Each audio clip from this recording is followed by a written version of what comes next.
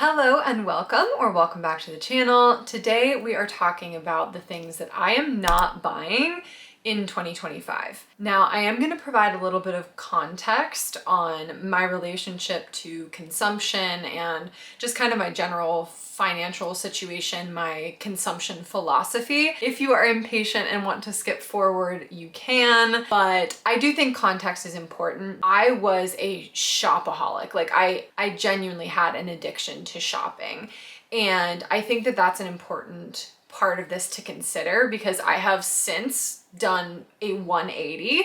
And if you are new here, I am in the process of doing a no buy year, and I have tons of different videos already on my channel. There's a playlist specifically for the no buy challenge if that interests you, where I've just been documenting my experience with it, which so far has been overwhelmingly positive. But it's been a long journey to get here and to get to this point. I was always a budgeter, so I definitely always was responsible with money. I never went into debt for consumption or for consumer goods or anything like that. However, I was spending way more money on things that I didn't need. I did not realize the impacts of my behavior until recently. I have watched a lot of documentaries on what consumption is doing to the planet and how it's impacting people all over the world, and we think that we need all of this stuff, but actually it's far more likely to stress you out than it is to help you. So today I just wanted to go through some of the things that I am not buying anymore, I'm not spending my money on anymore, because I just don't see the value in them really. Some of these are more specific to my no buy year and are things I may purchase here and there like throughout the rest of my life, but some of these things are things I genuinely don't know that I will like really hardly ever spend money on again. So let's get into it. I have my notes on my phone, so if you see me looking down, that's why. Okay, so things I'm no longer buying. Number one biggest thing, clothing. I am not buying any more clothes. This is by far and has always been by far my worst category. I love clothes. I don't really remember a time when I didn't, to be honest with you. I started working retail when I was probably like my late teenage years, and that's honestly when things got really bad because I was directly exposed to all of these new clothes coming in all the time, and I would basically spend like the majority of every paycheck on new clothes. And looking back now, I do roll my eyes at that because I'm like, girl, what were you doing? I would buy new clothes constantly. If there was any reason to buy new clothes, I had to buy it. I couldn't possibly be seen in the same dress or the same shirt or something again. If I had already taken a picture in that thing, well, I couldn't wear it to like anything ever again. Which is insane. Like that is insane. I'm honestly almost embarrassed that I was that person, but we accept the things we cannot change, and I'm just happy that I'm not her anymore. I also have another thing with clothes that I am really excited about. So it's called the Wearing app, and I will show you guys some of this because I have started inventorying my entire closet, and I'm only like, I don't even know that I would say I'm halfway through. I'm probably like maybe 25 to 30% through my clothes, and I already have 85 items. And that is very alarming. I have decluttered already bags and bags and bags of clothes over the last few years. So it's a problem for me personally. So I will not be buying any more clothes. I just think that the way that we view consumerism and the rise of fast fashion and seeing all these things on social media all the time and Pinterest with all the cute outfits and all this stuff, like it has just created a really toxic environment, and I don't want to be a part of it anymore. And so I will not be purchasing any new clothes. Next is something very similar to clothes, but shoes. There is absolutely no reason I need to be buying any more shoes. Nobody needs that much. We just really don't. And I think at this point for me personally, like I have all of the styles of shoe that I could ever possibly want really to create any outfit that I would probably ever want to wear. So this is not something that I need to be doing. I refuse to fall victim to like the new season. This goes for clothes and shoes. Like new shoes dropping this season, get this season's new blah, blah, blah. I don't need that. I don't need new clothing or new shoes for every season when I still have plenty. So None of those. Next up is hair services. I was a redhead for the past, like, I would say like almost 4 years. I would say that I was dyeing my hair every like 6 to 8 weeks.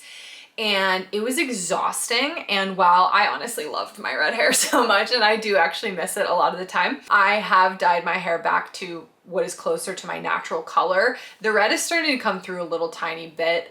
But my roots, like we tried to match my root color, and the goal for that was just so that I'm not having to have any upkeep. So I have no intention to pay anybody to dye my hair, cut my hair. It's just not worth it. I mean, the place that I would go, and I understand that like you are paying for the service portion especially, and like I appreciate the labor that goes into that, but it does not make sense for me to pay somebody to do that. It just really doesn't. I am not paying $150 for you to dye my hair and cut my hair. Like, it's just not happening. So I will probably not really be doing anything with my hair this entire year. I'm just gonna keep it as is. I probably won't even get a trim. I don't really think I need to. The only time I would probably ever go back to get my hair like done professionally would be if I like really wanted to change up my cut or something, but like for the time being, I'm fine with my hair the way it is. I don't really care. Next up, very similar to the hair services, I am not doing any nail services. I was definitely someone that loved getting my nails done, and I do really love and appreciate the art form, but it is so much upkeep. Like, not even, obviously financially it's a lot, but not even just the financial side of it. I was exhausted having to make an appointment every 3 to 4 weeks where I had to spend an hour or 2 hours if I was getting like a bunch of stuff done and like really detailed work or anything, whatever, that I was having to go somewhere, go get my like nail. It wasn't that fun for me. I liked the result, but I don't like leaving my house that much, and I didn't enjoy the process of getting my nails done. Honestly, it freaks me out when they like do that little drill. It makes me feel like I'm at the dentist or something. Ugh. That is like something I don't see the point in spending money on when it's not something that I really even enjoy that much. I thought I would miss them a lot, and I really don't. Like, I think that my nails being my nails are completely fine. And also there is the health side effects to all of these things too, particularly like beauty services. The things that we're using to put on our skin and our nails and our hair are not natural products. Like, they are usually heavily chemical products. And I feel like I'm on a never-ending journey to also just eat healthier and to choose better, healthier products and things that are more natural, and none of those things are natural at all. And so for me, that is just not something that I really want to be spending my money on. Next up is trinkets. What I mean by trinkets is like the little things that you would see in the like $1, $2, $3 bins at Target, or the things that are anywhere in like a TJ Maxx or in a Marshall's or anything like that. I feel that I would often fall victim to those kinds of things, particularly seasonal decor and trinkets and things like that. I don't find those to be valuable in my life.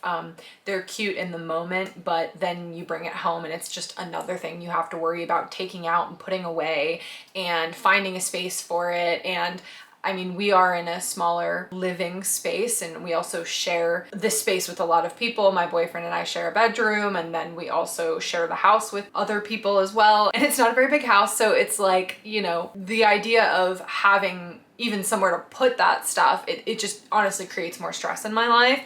And so that is not something that I'm interested in, and I don't want any of the home decor, the trinkets, any of that. Next up is books. I have started transitioning all of my reading to be done on an e-reader pretty much. I was never like horrible with buying books. I did really revamp my love for reading in the past like 1 to 2 years, I would say. And all of these new releases are always coming out, and they always have these really cool special editions, and they're really pretty. And I love the idea of how they would look on my shelf, of course. But when I really think about it, it's like, oh, that's just another thing to move. It's another thing to dust. It's another thing that I just don't need. And like, I also have so many books. I have access to, well, now I have access to a library of like basically infinite books on my e-reader. But even more than that, like I have many, probably dozens of books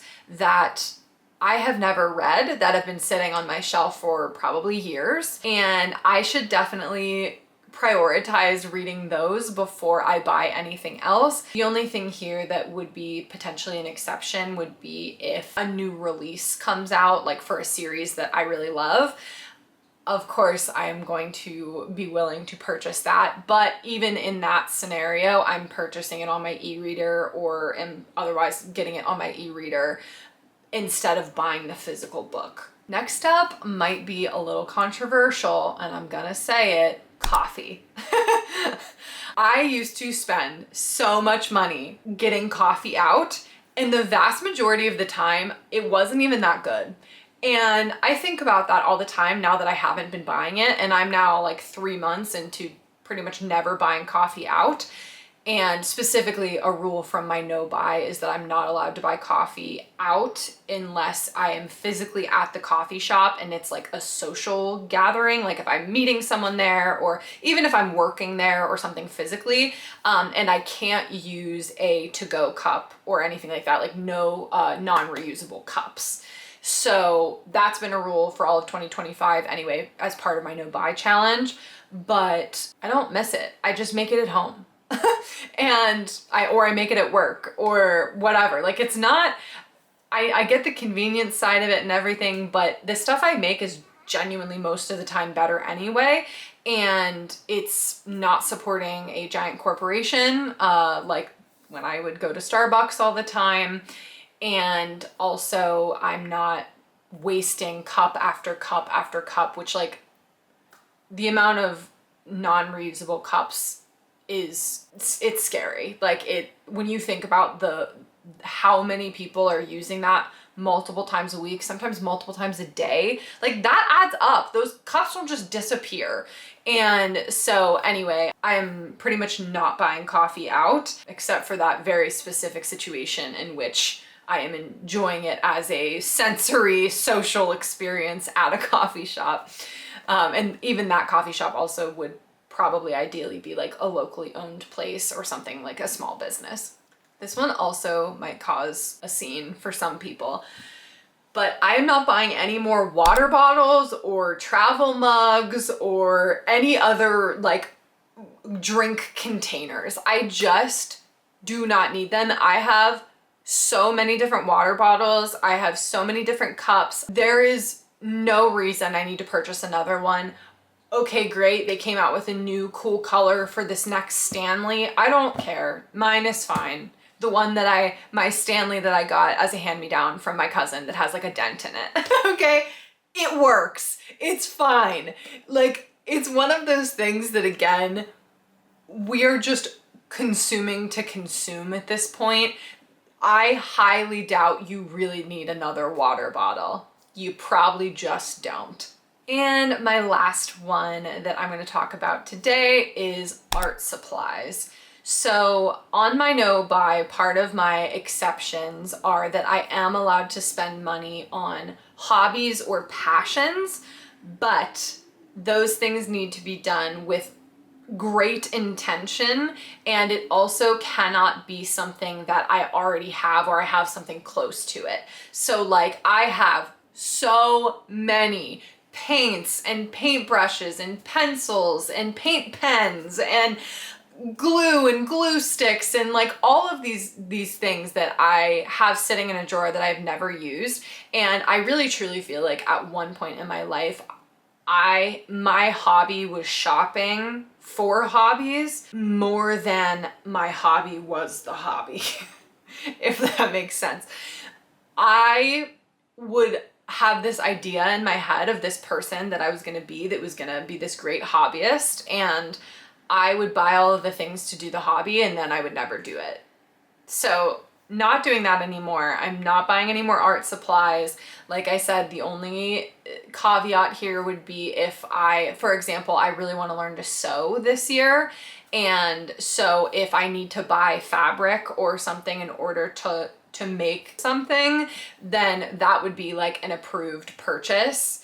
However, I can't buy like paints or any more pens or paper or anything like that. I have so much. Those are some of the big categories of things that I am definitely not spending money on that the old me would have been spending copious amounts of money on. I am curious to hear from you guys if any of these are particularly difficult for you to avoid, if you have plans to avoid any of these things, if you're on any form of no buy year, no buy challenge, no buy month, whatever. It is really so much fun to hear from you and to talk to people about this, because it definitely is a journey, and it's fun to see where you are in that process and just to hear what your thoughts are on things. So definitely let me know in the comments what your thoughts are here, or if any of them really stood out to you, of things that you either definitely will not be buying as well, or things that you do not agree and you think I should be buying. But thank you so much for watching. I appreciate you so much, and I look forward to seeing you again in the next one.